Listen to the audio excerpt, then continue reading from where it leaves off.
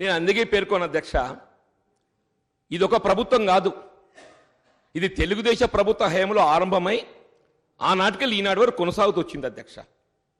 ఆనాడు మీరు మా పాలన గురించి మాట్లాడుతున్నారే, మరి మా పాలన కంటే ముందున్నట్టుగా తెలుగుదేశం పాలనలో బాధ్యత గల హోదాలో ఉన్నట్టుగా మంత్రివర్గ సభ్యులు ఇవాళ మీ పక్కన కూర్చున్నారు అంటున్నా నేను.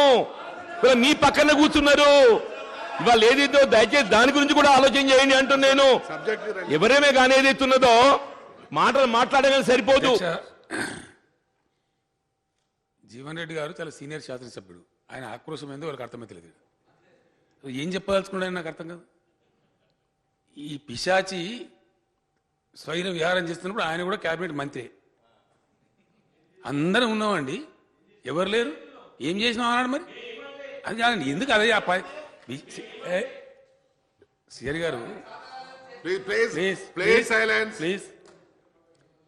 ఇష్యూ ఏదైనా ఉంటే ఇప్పుడు ఇంత పెద్ద నేరం బయటపడ్డది సరే, ఒక నాడు జరిగింది ఏందో జరిగింది. ఈరోజు పోలీస్ డిపార్ట్మెంట్ కష్టపడి ఇంత పెద్ద దుర్మార్గుని అంతమొందించి సమాజానికి పెద్ద రిలీఫ్ ఇచ్చి ఇగో ఎంత పెద్ద కేసు అధ్యక్ష, 174 కేసుల 1000 ఎకరాల జాగర 1,70,000 చదరపు గజాల ఇండ్ల జాగాల ప్లాట్ల అమాయకుల దగ్గర దోపిడీ చేసినాయి. అంతా మీ హయాంలే కదా, మీ 10 సంవత్సరాల చరిత్ర కావన్నా. తప్పించుకున్నట్టు ఎప్పుడంటే న్యాయస్థానం నుంచి తప్పించుకున్నది?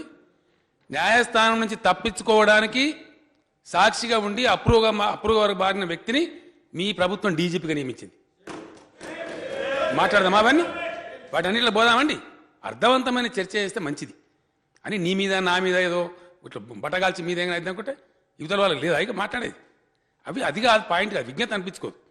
ఒక దుర్మార్గం జరిగింది, చాలా పెద్ద నేరం జరిగింది, దాన్ని ఒక కొలిక్కి తీసుకొచ్చిండ్రు. తదనంతరం ఏం చేయాలి, ప్రజలకు ఎట్లా రిలీఫ్ రావాలి, మంచి ఏంటి అనేది మాట్లాడాలి. కానీ ఎవరి మీద నూకుదాం, ఎవరి మీద నొప్పేద్దామంటే మీరు పెద్ద అపవిత్రంగా ఉన్నట్టు, మీకు సంబంధమే లేనట్టు చాలా ఉంది. మరి భాగవతం అట్లంటే